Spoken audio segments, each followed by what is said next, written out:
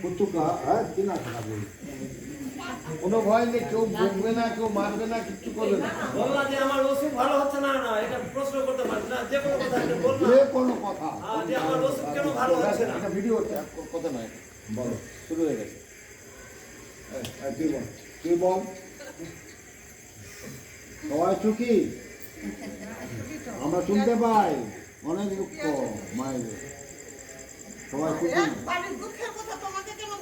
আমাকে না নিজের ওইটা আমি কেন দুঃখ পাচ্ছি, কেন দুঃখ পাচ্ছি, কেন করতে পারছি? বাড়ি আছে, সুখ হতে পারে, দুঃখ হতে পারে। হ্যাঁ এটা বলো যে মহারাজ আমি সব কিছু আমি আছে সংসার ছেড়ে বউ সব আছে, তবু আমার মনে শান্তি নাই কেন? এটা প্রশ্ন হতে পারে। শুনুক না ওরা কী হয়েছে, ওরা বুঝতে পারবে। ঠিক আছে বলেন, সব কিছু সন্তান সন্ততি সব আছে, তবুও আমার মনে একটু শান্তি নাই। মালদা ফতেপুর গ্রামে আজ পরম পুরুষ শিবের মন্দির এখানে আছে। সেই শিবের কাছে আমরা বসে আছি। এই গ্রামের মায়েরা এবং এই গ্রামের কিছু বয়স্ক প্রাজ্ঞ তারা এখানে বসে আছেন। তাদের কয়েকটি প্রশ্ন আছে, সেই প্রশ্নের উত্তর আমরা দেওয়ার চেষ্টাও করব। প্রথমে মন্দিরে শিব আছে, তাকে আমার ভক্তিপূর্ণ প্রণাম। এখানে ঠাকুর মা স্বামীজির ছবি আছে, তাদেরকে প্রণাম। বয়োজ্যেষ্ঠ যারা এখানে আছেন তাদের প্রত্যেককে আমার প্রণাম।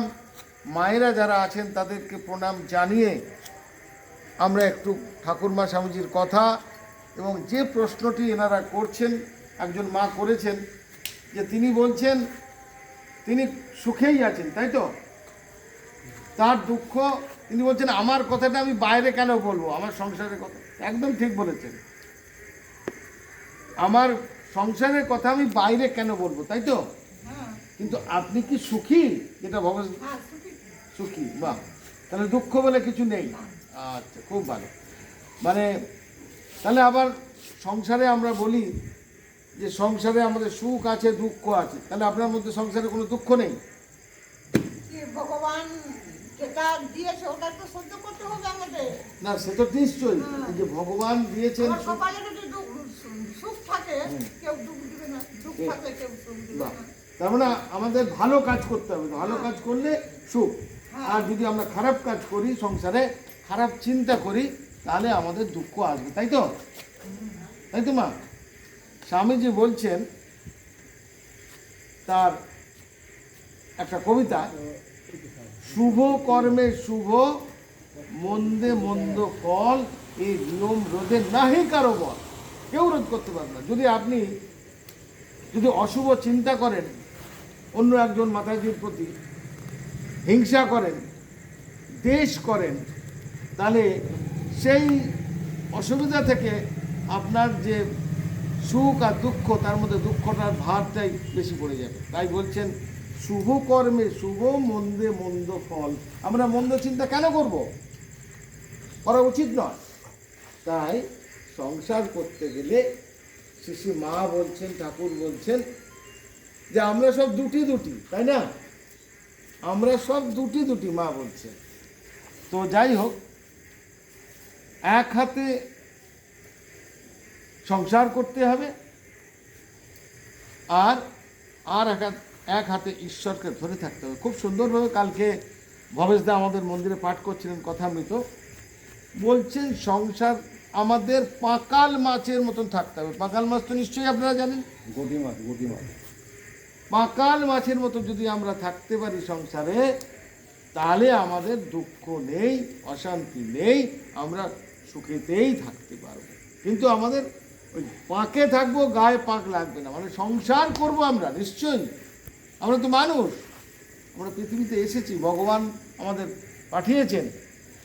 তো ভগবান যখন পাঠিয়েছেন তার কাজের জন্যে আমরা এই পাকাল মাছের মতো আমাদের থাকতে হবে সংসারে।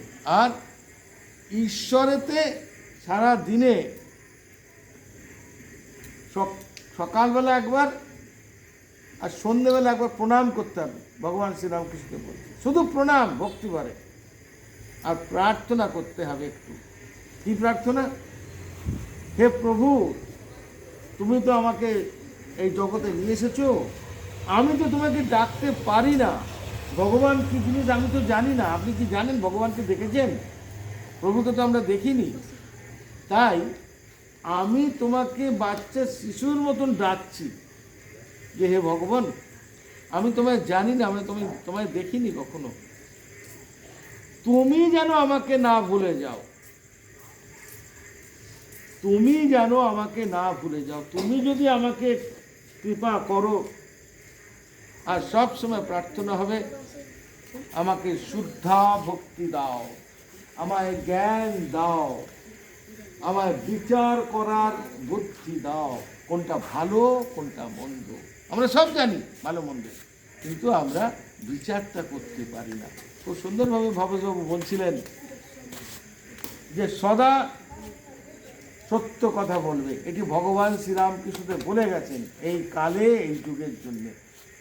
আমরা কি পারি সত্যি কথা বলতে? আমরা বলে ফেলি মিথ্যা সহজাতভাবে, তারপরেই আমাদের অনুশোচনা হয় নিজেদের মধ্যে, কেন বললাম মিথ্যা। এই যখন অনুশোচনা আমাদের হচ্ছে, তাহলে আমি কেন বলবো? এইটি যদি আমরা করতে পারি, তাহলে আমাদের সংসার জীবন খুব সুখময় হবে।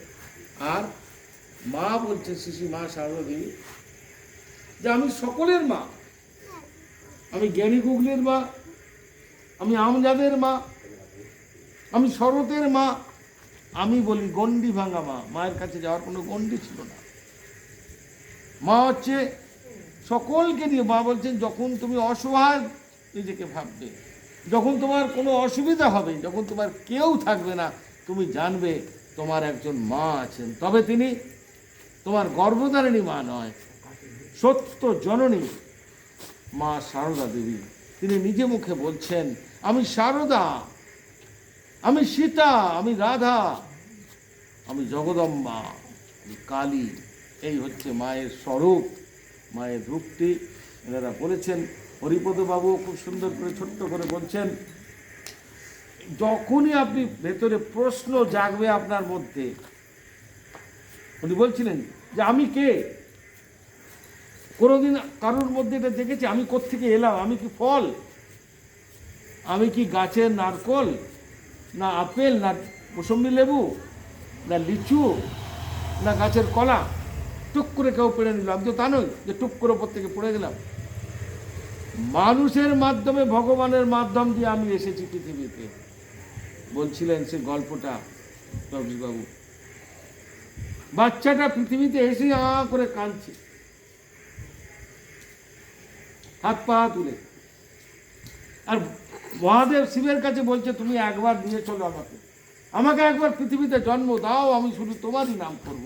কিন্তু যেই পৃথিবীতে এসেছে ভূমিষ্ঠ হয়ে সব ভুলে যাচ্ছে। এই মায়া, মায়া আবরণে ঘোর অন্ধকারে নিয়তই যারা যন্ত্রণায় মরে। এই মায়াতে আমাদের আবরণে আমরা সবসময় যন্ত্রণা পাচ্ছি, এটাও স্বামীজি বলছেন।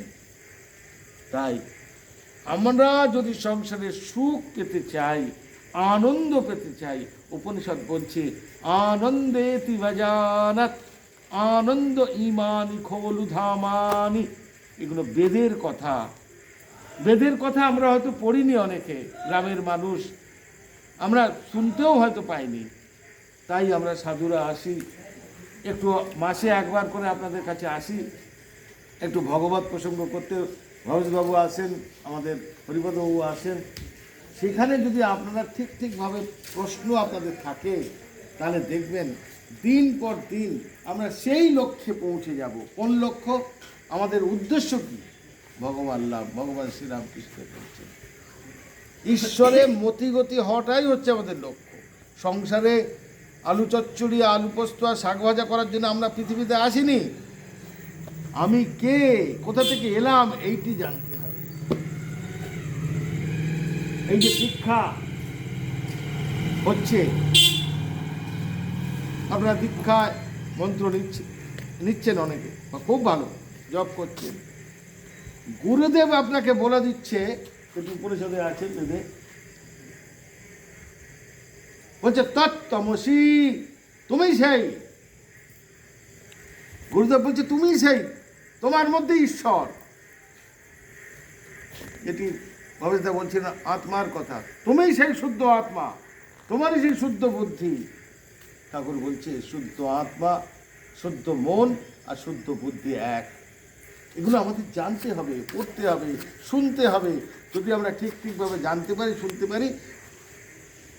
পরে বলছে, যখন গুরুদেব বলে দিয়ে গেছে তত্ত্বমসি, সে সাধনা করতে করতে তার মনে হলো অহম ব্রহ্মাস্মি, আমি সেই ব্রহ্ম, আমি সেই ব্রহ্ম, অহম ব্রহ্মাস্মি।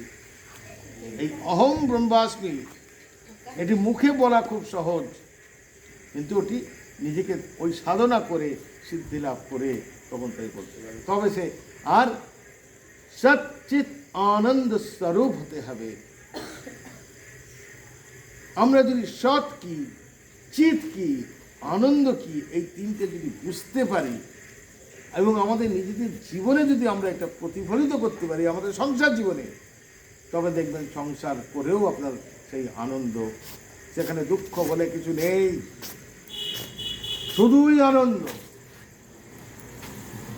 আর বারবার স্বামীজি ওই একই কথা বলছেন যে সাহসী হতে হবে, অপরের সেবা করার যে মানসিকতা সেটি দিতে হবে। ঈর্ষা নয়, কাপুরুষতা নয়, একে অন্যের মধ্যে দ্বন্দ্ব নয়। এই স্বামীজির কথা বলছেন, নিজে তৈরি হও, আর তোমাকে দেখে অন্যরা তোমাকে শিখবে। স্বামী ঠাকুর বারবার বলছেন, আপনারা নিশ্চয়ই শুনেছেন, সাধু সঙ্গ করো, সাধু সঙ্গ করো। সেই জন্যেই আমরা আসি। আর গৃহস্থ মানুষরা সাধুদেরকে দেখলে আনন্দ হয়, শান্তি পায়, তারা পায়ে হাত দিয়ে প্রণাম করে। তারপরে যার যা ক্ষমতা থাকে, কেউ 1 টাকা, কেউ 2 টাকা, কেউ 100 টাকা, কেউ 1000 টাকা সাধুকে দান করে। এই কথামৃতের কথা। ভবনাথকে বলছে, ওরে ভবনাথ, সাধু দর্শন করতে এসেছিস, 1 খুলি পান নিয়ে আসবি। ঠাকুর নিজে বলছেন ভবনাথকে, কথামৃতে আছে। আর একটা কাউকে বলছি, ওরে 2টো ফল নিয়ে আসিস। এই হলো শ্রীরামকৃষ্ণদেবের শিক্ষা। অ্যাকচুয়ালি যারা ভক্ত, যারা গ্রামের মানুষ, তাদের কাছে আছে, কিন্তু তারা জানে না সাধুকে কিভাবে দর্শন করতে হয়, তারা জানে না। আর বারবার ঠাকুর বলছেন সাধু সঙ্গ, সাধু সঙ্গ। কথামৃতে বলেছে, যদি আপনারা পড়েন, যদি আপনারা শোনেন। আরেকটা কি, তীর্থ। আপনারা অনেকেই তীর্থ করতে যান, যদি এখনও না গিয়ে থাকেন, আমি ভবেশবাবুকে, হরিপদবাবুকে নিবেদন করব যে একটা গাড়ি ভাড়া করে এখান থেকে সব গ্রামের মানুষদেরকে তীর্থ করে নিয়ে আসুন। কোথায় যাবেন তীর্থ করতে? কামারপুকুর। কামারপুকুর যাবেন, খুব ভালো। আমি কাশীর কথাটা আগে বলে দিই। কামারপুকুর মহাতীর্থক্ষেত্র। আমি বলছি আস্তে আস্তে মা, বলছি সব বলছি। প্রথমে কাশীর কথা বলি। কাশীতে মানুষ যায় সোজা গোদা বাংলা কথায় মরতে যায়, যে সেখানে যদি আমি মরি, স্বয়ং বিশ্বনাথ, এই যে মহাদেব বসে আছে, স্বয়ং বিশ্বনাথ যারা মরে গেছে, যাদের দাও হচ্ছে, তাদের কানে কানে তারক ব্রহ্ম নাম করছেন। ভাবতে পারেন? আর শিশু মা কি করছেন? অন্নপূর্ণা তাদের সমস্ত বন্ধন ছেড়ে দিচ্ছে। একদিকে অন্নপূর্ণা তারক ব্রহ্ম বলছেন, মানে আপনার আর জন্ম হবে না, মুক্তি লাভ করবেন আপনি। সেই জন্য মানুষ কাশীতে মরতে চায়। আর মা সমস্ত বন্ধন, আপনার মায়ার বন্ধন ছেড়ে দিচ্ছেন। এই হলো কাশী। আর বেলুড় মঠ যান, দক্ষিণেশ্বর যান। বেলুড় মঠে ঠাকুরের অস্থি ওখানে রয়েছে, নরেন্দ্রনাথ কাঁধে করে নিয়ে গেছেন। বলেছিলেন, তুই আমাকে যেখানে নিয়ে গিয়ে রাখবি, আমি সেখানে গিয়ে রাখবো। তো নরেন্দ্রনাথ ঠাকুরকে আত্মারামের কৌটো, সেটি হয়তো আপনারা কেউ দেখেননি, শোনেননি, এই প্রথম শুনছেন বলে আমার মনে হয়। যাই হোক, সেই আত্মারামের কৌটোটি নরেন্দ্রনাথ কাঁধে করে নিয়ে গিয়ে বেলুড় মঠে রেখেছিলেন। আজও সেটি হয়। এবং 2 দিন সেটি বেরোয়। বেলুড় মঠের মন্দিরের ওপরে থাকে, 3 তলার ওপরে। রোজ সেখানে পুজো হয়, রোজ সেখানে ধূপ দ্বীপ দেওয়ানো হয়, কিন্তু বিশেষ পুজো 2 দিন হয়। এক হচ্ছে জগন্নাথ দেবের যে স্নানযাত্রার দিন, ওটি বেরোয়, সেদিনকে স্নান করানো হয়, পুজো হয় ষোড়শোপচারে। আর হয় আপনার ঠাকুরের যখন তিথি পুজো হয়, সেই দিনকে ওই আত্মারবের কৌটো নিয়ে এসে তার উপর পুজো করা হয়। এটা হচ্ছে বেলুড় মঠের রীতি এবং নীতি। কেন হয়? স্নানযাত্রার দিন শুনে রাখুন, স্বয়ং ভগবান শ্রীরামকৃষ্ণদেব কখনো পুরী যাননি। কেন যাননি? তিনি নিজে বলেছেন, আমি যদি পুরীতে জগন্নাথ দেবকে দর্শন করতে যাই তাহলে লীন হয়ে যাব, বলছেন। কিন্তু মা সারদা দেবী, আর 2 মিনিট, মা সারদা দেবী নিজে গিয়েছিলেন জগন্নাথ দেবকে দর্শন করতে। ওইখানে গিয়ে কিন্তু মা তার বুকের ভেতর থেকে ঠাকুরকে বার করে জগন্নাথ দেবকে দেখিয়েছেন ছবি আকারে। শ্রীরামকৃষ্ণ তখন দেহ চলে গেছে, এইখান থেকে ছবিটা বার করে ঠাকুরকে দেখিয়ে বলছে, ঠাকুর এই দেখো, দর্শন করো জগন্নাথ দেব। কেন না জগন্নাথ দেব আর ঠাকুর এক, নারায়ণ। স্বয়ং নারায়ণ হচ্ছে জগন্নাথ দেব, আর স্বয়ং নারায়ণ হচ্ছে ভগবান শ্রীরামকৃষ্ণ দেব, দুটি এক। বলছে দেখা হলেই লীন হয়ে যাবে। তাই আর বেলুড় মঠ মহাতীর্থস্থান, সেখানে শ্রী মা সারদা দেবীর দাহ করা হয়েছিল।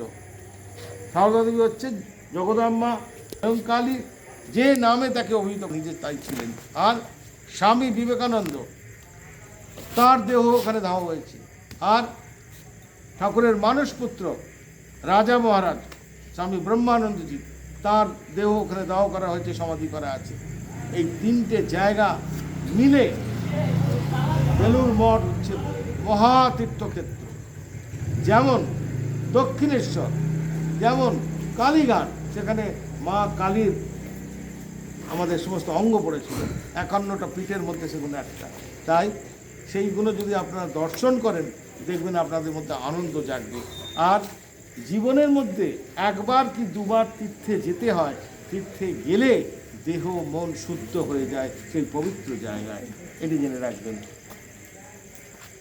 এটা হয়ে গেল, ঠাকুরেরটা বলা হলো, এদিকে বেলুড় মঠ বলা হলো, কাশী বলা হলো। আরো প্রশ্ন আছে তো? হ্যাঁ, আচ্ছা, আর কোনো প্রশ্ন আছে তো বলুন, বলো, বলুন।